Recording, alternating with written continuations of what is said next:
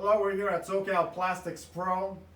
We're just demoing the way one sneeze guard can be built. This is 24 by 36. This is a freestanding sneeze guard.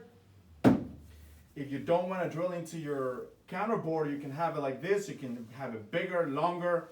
You can have it so that we can drill small holes so that you're able to speak. If you don't want that, this can be completely flat. No holes need to be added.